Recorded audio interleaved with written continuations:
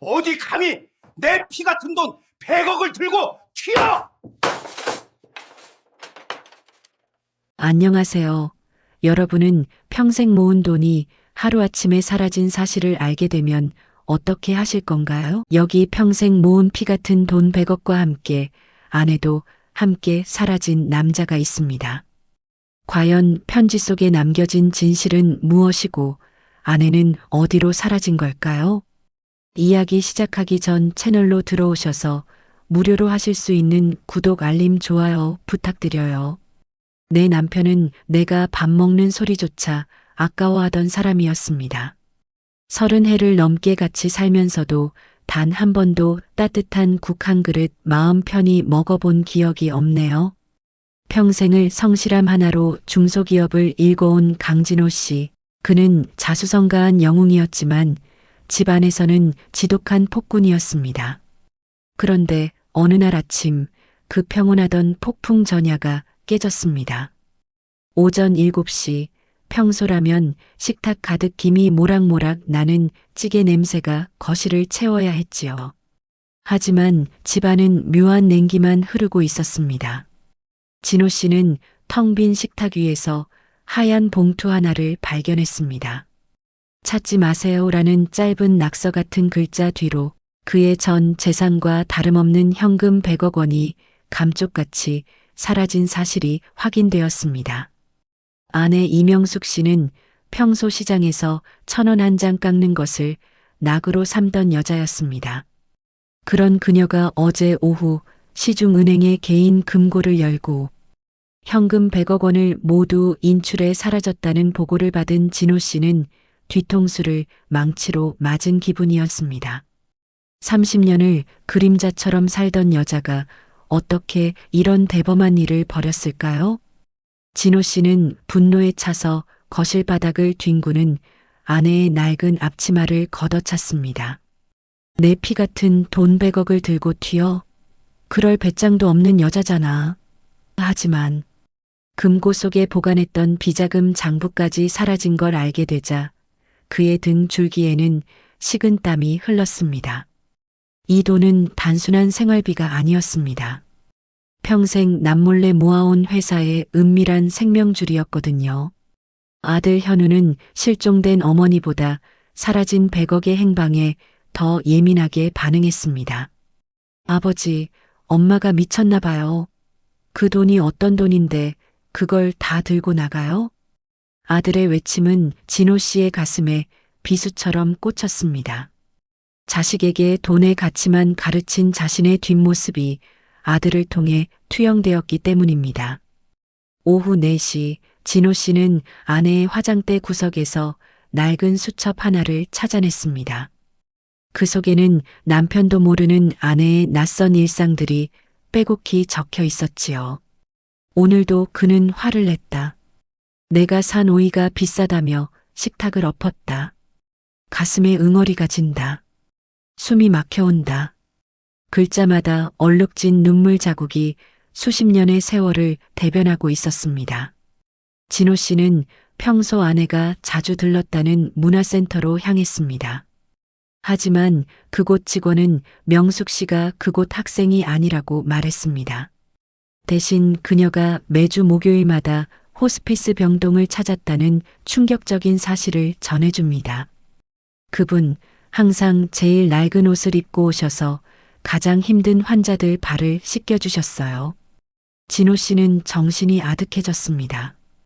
100억을 들고 도망간 아내가 사실은 죽음을 앞둔 사람들을 돌보는 곳에 머물렀다니요. 내가 알던 명숙이는 도대체 누구였을까? 30년 동안 나는 귀신과 살았던 건가? 배신감은 어느새 정체 모를 불안감으로 변해가고 있었습니다. 남해의 작은 어촌 마을, 아내의 마지막 휴대전화 신호가 잡힌 곳입니다. 진호 씨는 운전대를 잡은 손목을 바르르 떨었습니다. 진호 씨는 아내의 흔적을 쫓아 남해로 내려가는 차 안에서 쉴 새 없이 담배를 피워댔습니다. 차창 밖으로 스쳐 지나가는 풍경들은 무심하기만 한데 그의 머릿속은 온통 100억이라는 숫자와 아내의 배신으로 가득 차 있었죠. 하지만 아내의 낡은 수첩을 한 장씩 넘길 때마다 진호 씨의 심장은 기이하게 요동치기 시작했습니다. 수첩의 중간쯤 아내 명숙 씨가 적어 내려간 글귀는 진호 씨의 숨통을 조여왔습니다. 그는 돈이 권력이라고 믿는다. 하지만 그 돈을 모으기 위해 내가 얼마나 많은 수치심을 삼켰는지 그는 알지 못한다. 진호 씨는 아내가 자신의 비자금을 관리하며 뒤에서 묵묵히 모든 뒤처리를 해왔다는 사실을 그제야 깨달았습니다. 자신이 깨끗한 기업인으로 칭송받을 수 있었던 건 아내가 진흙탕 속에서 온몸으로 오물을 막아내고 있었기 때문이었죠. 오후 2시 남해의 한 작은 민박집에 도착한 진호 씨는 아내가 머물렀던 방을 샅샅이 뒤졌습니다. 그곳에서 발견된 것은 화려한 보석이나 현금 다발이 아니었습니다. 뜻밖에도 타인의 이름으로 발급된 암 진단서와 수많은 약봉지들이었죠. 진호 씨는 눈을 의심했습니다. 아내가 병에 걸렸다는 사실을 전혀 모르고 있었으니까요. 혼자서 이 고통을 견디며 돈을 들고 도망칠 준비를 했다는 건가? 진호 씨는 분노와 슬픔이 뒤섞인 묘한 감정에 휩싸였습니다. 마을 사람들은 명숙 씨를 아주 친절한 사모님으로 기억하고 있었습니다. 그녀가 이 마을의 폐교 부지를 샀다는 소문이 돌자 진호 씨는 아내가 그 돈으로 자신만의 도피처를 만들려 한다고 확신했습니다. 분노에 찬 발걸음으로 폐교에 도착했을 때 진호 씨는 눈앞에 펼쳐진 광경에 그만 자리에 주저앉고 말았습니다. 공사 현장에는 아내의 이름이 아닌 강진호 장학재단이라는 커다란 편말이 세워져 있었거든요. 아내는 자신의 치료비로 써도 모자랄 그 거액을 들고 남편의 이름으로 사회에 공헌할 마지막 준비를 하고 있었던 것입니다. 진호 씨는 자신이 평생 아내를 향해 뱉었던 모진 말들이 부메랑이 되어 가슴바닥을 치는 것을 느꼈습니다. 명수가, 너 왜 이렇게 바보같이 살았니? 그 돈이면 내 목숨부터 구했어야지. 진호 씨의 메마른 눈에서 뜨거운 눈물이 뺨을 타고 흘러내렸습니다. 이때 뒤쫓아온 아들 현우가 공사장을 보며 소리를 지릅니다. 아버지, 이게 다 뭐예요? 이 돈이면 서울의 빌딩을 몇 채는 더 살 수 있는데 왜 이런 시골 바닥에 돈을 뿌리고 있어요? 현우의 탐욕스러운 눈빛은 과거 자신의 모습과 너무나도 닮아 있었습니다. 진호 씨는 처음으로 아들의 뺨을 세차게 내리쳤습니다. 이놈아, 내 엄마가 죽어가는지도 모르고 돈 타령이냐? 진호 씨의 일갈에 공사장은 일순간 정막에 휩싸였습니다. 해질녘 4시 진호 씨는 간호사로부터 아내가 해안가 절벽 근처 오두막에 있다는 연락을 받습니다. 아내는 이미 스스로를 세상으로부터 격리한 채 마지막 시간을 기다리고 있었죠. 진호 씨는 떨리는 다리로 절벽길을 기어오르다시피 올라갔습니다. 저 멀리 안개 사이로 아내의 작은 실루엣이 보이기 시작했습니다. 그 모습은 마치 금방이라도 부서질 것 같은 하얀 파도와도 같았습니다. 아내를 향해 한 걸음 다가갈 때마다 진호 씨는 지난 30년의 세월이 주마등처럼 스쳐 지나갔습니다. 돈이 전부라고 믿었던 자신의 삶이 얼마나 빈 껍데기였는지, 그리고 그 껍데기를 채워준 것은 결국 아내의 헌신이었다는 것을 이제야 알게 되었습니다. 진호 씨는 차마 그녀를 부르지 못한 채 털썩 무릎을 꿇었습니다. 100억이라는 거대한 숫자가 사랑이라는 무게 앞에 무너져 내리는 순간이었습니다. 바다 안개가 자욱하게 깔린 오후 5시, 진호 씨는 해안가 절벽 끝에 위태롭게 서 있는 오두막 문을 열었습니다. 삐걱거리는 문소리와 함께 진한 소독약 냄새와 바다의 짠내가 코끝을 찔렀지요. 그곳에는 30년 동안 보아온 아내라고는 믿기지 않을 정도로 수척해진 명숙 씨가 창밖을 멍하니 바라보며 앉아 있었습니다. 그녀의 무릎 위에는 100억 원의 집행 권한이 담긴 서류 가방이 놓여 있었지요. 진호 씨는 화를 내러왔다는 사실도 잊은 채 아내의 앙상한 뒷모습을 보며 목이 메어왔습니다. 명수가 겨우 내뱉은 한마디에 아내는 천천히 고개를 돌렸습니다. 그녀의 눈동자에는 원망도 분노도 아닌 그저 깊은 평온함만이 가득했죠. 명숙 씨는 빙그레 웃으며 말했습니다. 당신 생각보다 일찍 왔네요. 이 돈 당신이 평생 어떻게 모았는지 내가 제일 잘 알잖아요. 그래서 당신답게 돌려주고 싶었어요.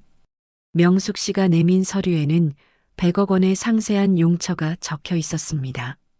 절반은 진호 씨가 과거에 저질렀던 잘못들을 바로잡기 위한 합의금과 세금으로, 나머지 절반은 그가 어린 시절 꿈꿨던 장학재단 설립 기금으로 책정되어 있었지요.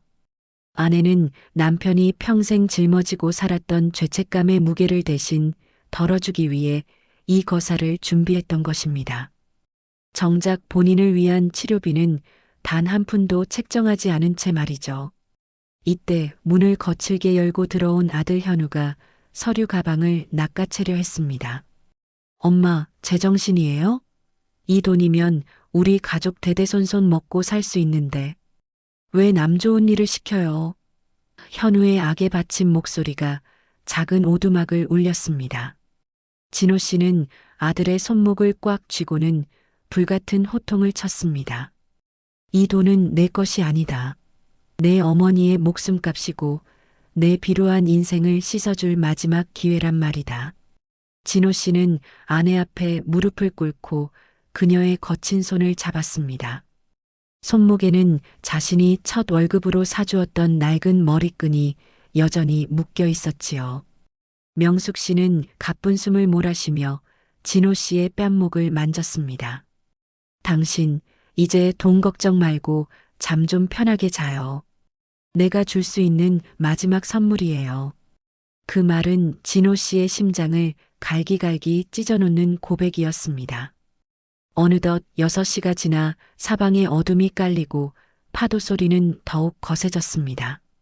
아내는 정신을 잃고 진호 씨의 품 안으로 쓰러졌지요. 진호 씨는 아내를 업고 절벽길을 내려오며 평생 하지 못했던 말들을 쏟아냈습니다. 명수가, 내가 잘못했다. 돈이 있으면 다 행복한 줄 알았어. 내가 내 옆에 있는 게 당연한 건 줄 알았어. 그의 눈물이 아내의 뒷덜미를 적셨지만 아내는 대답이 없었습니다. 구급차 안에서 진호 씨는 아내의 주머니에 들어있던 꼬깃꼬깃한 영수증 하나를 발견했습니다. 그것은 아내가 가출하던 날 진호 씨가 제일 좋아하던 조기 한 마리를 사서 냉장고에 넣어두며 결제한 영수증이었지요. 마지막까지 그녀는 남편의 끼니를 걱정하며 집을 나섰던 것입니다. 밤 10시의 병원 복도는 정적만이 가득한데 진호 씨는 아내의 중환자실 앞 차가운 의자에 앉아 멍하니 천장만 바라보았습니다. 아내가 인출해간 100억 원의 행방을 쫓을 때만 해도 심장이 터질 듯 분노가 치밀었지만 이제 그의 손안에는 아내가 남긴 낡은 일기장 한 권만이 남겨져 있었지요. 그 일기장 속에는 30년 세월 동안 진호 씨가 아내의 가슴에 박았던 대목 같은 말들이 날짜별로 꼼꼼히 기록되어 있었습니다. 진호 씨는 떨리는 손으로 일기장을 한 장씩 넘기며 자신이 일궈온 성공이라는 금탑이 얼마나 추악한 희생 위에 세워졌는지 깨달았습니다. 아내는 남편의 사업이 위태로울 때마다 자신의 친정 폐물을 팔아 뒷수습을 했고 남편이 비자금을 조성하며 불안해할 때마다 대신 밤잠을 설치며 장부를 정리했던 것이지요. 100억이라는 거금은 아내에게는 자유를 위한 비상금이 아니라 남편의 죄를 덮고 그를 인간답게 살게 하려는 속죄의 제물이었습니다. 새벽 2시 아들의 흐느낌이 복도 끝에서 들려오기 시작했습니다. 돈밖에 모르던 아들 현우는 엄마가 남긴 마지막 편지를 읽고 나서야 자신의 탐욕이 부끄러워 고개를 들지 못했습니다. 아내는 아들에게 내 아버지는 평생 너를 위해 칼날 위를 걸었으니 부디 아버지를 원망하지 말고 사랑해다오라는 유언 같은 글을 남겼던 것이지요. 진호 씨는 아들의 어깨를 감싸 안으며 평생 처음으로 미안하다는 말을 건넸습니다. 중환자실의 기계음이 규칙적으로 울릴 때마다 진호 씨의 가슴은 1000갈래 만 갈래로 찢어지는 것 같았습니다.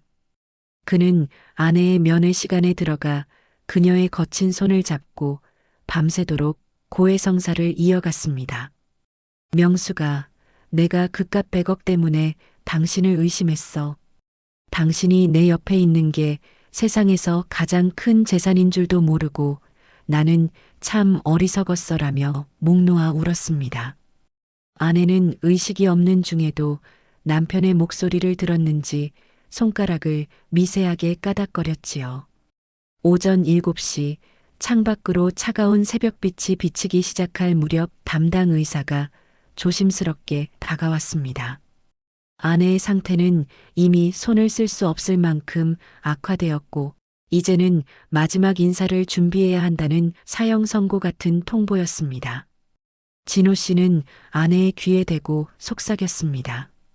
당신이 남긴 100억 당신 뜻대로 다 쓸게. 그리고 나도 당신이 지은 그 남의 집에서 당신 기다리며 살게라고 약속했습니다. 아내 명숙 씨는 남편의 마지막 약속을 확인이라도 하듯 희미하게 눈을 떴다가 이내 평온한 표정으로 깊은 잠에 빠져들었습니다. 그녀가 떠난 자리에는 100억 원의 통장 대신 가족의 화해와 남편의 참회라는 눈에 보이지 않는 거대한 유산이 남았습니다. 진호 씨는 아내의 얼굴 위에 덮인 하얀 시트를 보며 돈으로 살 수 없는 삶의 무게를 뼈저리게 실감했습니다. 아내가 떠난 지 한 달이 지났지만 남해의 바닷바람은 여전히 차갑기만 했습니다. 진호 씨는 아내가 마지막까지 머물렀던 오두막에 앉아 그녀가 남긴 서류들을 다시 한번 정리하기 시작했습니다. 오전 10시 따스한 햇살이 창가를 비추자 아내가 숨겨두었던 또 다른 비밀 봉투 하나가 서랍 깊숙한 곳에서 모습을 드러냈습니다. 그 안에는 100억 원의 영수증이 아닌 진호 씨가 젊은 시절 아내에게 써주었던 낡은 연애 편지들과 바랜 사진들이 가득 들어 있었지요. 진호 씨는 떨리는 손으로 사진첩을 넘기며 아내가 왜 100억이라는 거금을 들고 이곳까지 내려와야만 했는지 그 진실의 마지막 조각을 발견했습니다. 사진첩 맨 뒷장에는 아내가 직접 쓴 짧은 편지가 붙어 있었습니다. 진호 씨, 당신이 모은 그 돈은 우리 가족의 피땀이기도 하지만 누군가의 눈물이기도 했어요. 나는 그 눈물을 닦아주고 당신이 다시 예전에 순수했던 청년으로 돌아오길 바랐습니다라는 글귀가 적혀 있었죠. 사실 아내가 인출한 100억 원은 진호 씨가 과거에 저질렀던 분식회계와 비자금 수사를 막기 위한 공탁금과 변상금으로 이미 대부분 사용된 상태였습니다. 아내는 남편이 감옥에 가는 것을 막기 위해 스스로 도둑이라는 누명을 쓰고 그 돈을 세탁하여 정당한 곳에 지불했던 것입니다. 오후 2시 진호 씨는 아내의 변호사로부터 그녀가 자신의 간까지 이식 기증하기로 예약해 두었다는 사실을 전해 듣고 오열했습니다. 아들 현우는 이제 더 이상 돈을 찾지 않았습니다. 대신 어머니가 사두었던 폐교 부지에서 인부들과 함께 벽돌을 나르며 쉼터를 짓는 일에 매진하고 있었지요. 현우는 아버지에게 다가와 아버지, 엄마가 남긴 건 100억이 아니라 우리가 잊고 살았던 양심이었나 봐요라고 말하며 고개를 숙였습니다. 진호 씨는 아들의 거칠어진 손을 잡으며 아내가 마지막으로 남긴 유산이 바로 이 화해였음을 깨달았습니다. 오후 4시 진호 씨는 아내의 유골함이 안치된 납골당을 찾아가 한참 동안 말을 잇지 못했습니다. 100억이라는 숫자가 줄 수 없는 평안함이 아내의 미소 띈 사진 앞에서 느껴졌기 때문입니다. 그는 아내에게 이제 걱정 마, 당신이 닦아놓은 이 길을 내가 끝까지 걸어갈게라고 나지막이 의조렸습니다. 아내는 죽어서도 남편의 삶을 구원한 진정한 수호천사였습니다. 하지만 이야기는 여기서 끝이 아니었습니다. 진호 씨가 아내의 유품을 정리하며 마지막으로 확인한 통장 잔고에는 정확히 영원히 찍혀 있었지만 아내가 후원하던 아이들로부터 수백 통의 감사 편지가 배달되기 시작했습니다. 그 아이들은 진호 씨를 희망의 아버지라 부르며 그가 지은 쉼터로 찾아오겠다고 약속했습니다. 100억은 사라졌지만 수천 명의 가슴 속에 새로운 희망의 씨앗이 심어진 것이지요. 진호 씨는 이제 화려한 양복 대신 수수한 작업복을 입고 남해의 정원을 가꾸며 살아갑니다. 돈으로 환산할 수 없는 생명의 가치를 매일 아침 떠오르는 태양을 보며 느끼고 있습니다. 마을 사람들은 그를 100억 자산가가 아닌 꽃을 사랑하는 따뜻한 할아버지로 기억하기 시작했습니다. 오전 11시 아내가 지으려던 쉼터 완공식을 앞두고 진호 씨는 아내의 변호사로부터 긴급한 연락을 받았습니다. 아내가 남긴 100억 원의 흐름을 추적하던 중 진호 씨가 전혀 예상치 못했던 인물의 이름이 거론되었기 때문이죠. 그것은 바로 진호 씨의 사업 라이벌이자 오랜 숙적이었던 박 회장이었습니다. 진호 씨는 아내가 왜 자신의 원수와 접촉했는지 의문을 품으며 급히 서울로 향했습니다. 오후 2시 박 회장을 마주한 진호 씨는 충격적인 진실을 듣게 됩니다. 아내 명숙 씨가 100억 원을 들고 박 회장을 찾아간 이유는 남편의 회사를 무너뜨리려던 그의 공격을 막기 위함이었죠. 아내는 남편의 비리 증거를 넘기는 대신 박 회장이 보유한 진호 씨 회사의 지분 전량을 사들여 남편의 경영권을 방어했던 것입니다. 100억 원은 단순한 도주 자금이 아니라 남편의 평생 업적을 지키기 위한 방패였던 셈입니다. 하지만 박 회장은 비열한 웃음을 지으며 또 다른 서류 한 장을 내밀었습니다.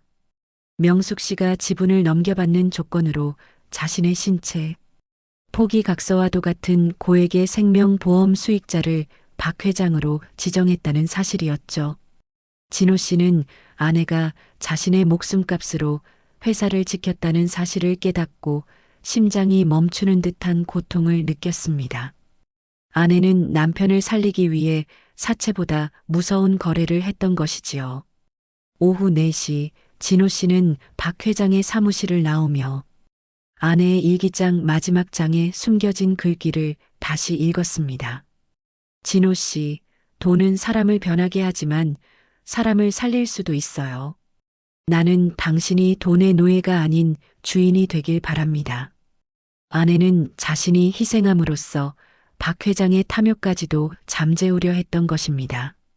진호 씨는 이제 100억이라는 숫자가 아닌 아내의 숭고한 영혼이 담긴 회사를 어떻게 운영해야 할지 깨달았습니다.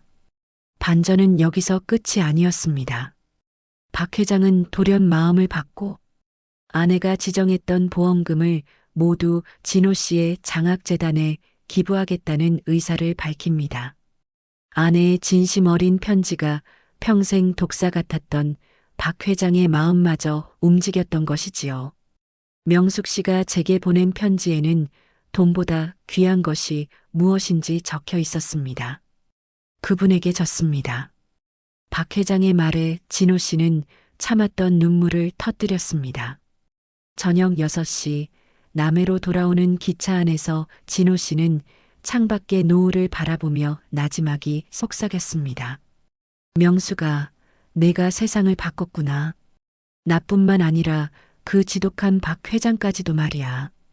100억 원으로 시작된 배신의 드라마는 결국 한 여인의 헌신이 만들어낸 거대한 기적의 서사시로 변해 있었습니다. 진호 씨는 이제 아내가 남긴 유산을 통해 세상을 치유하는 법을 배우기 시작했습니다. 밤 9시 다시 찾은 남해의 쉼터는 달빛 아래 평온하게 빛나고 있었습니다.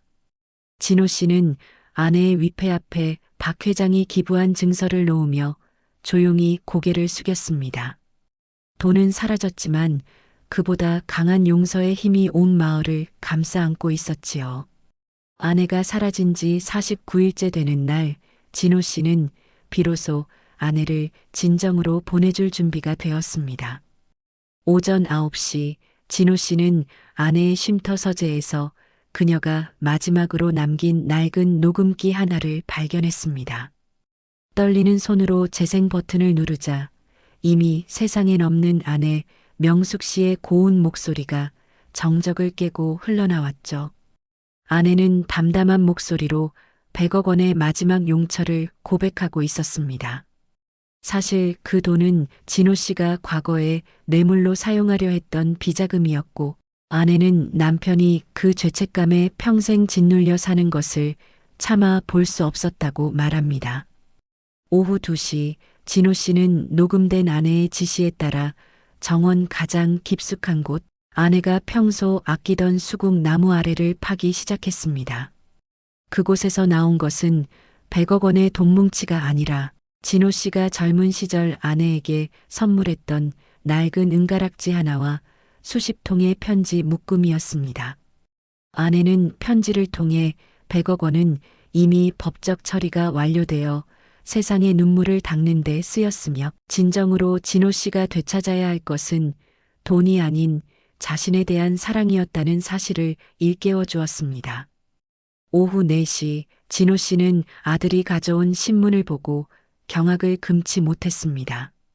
아내가 쉼터를 짓기 위해 샀던 폐교 부지 아래에서 희귀 광천수가 발견되어 땅값이 100억 원을 상회하는 가치를 지니게 되었다는 소식이 실려 있었기 때문입니다.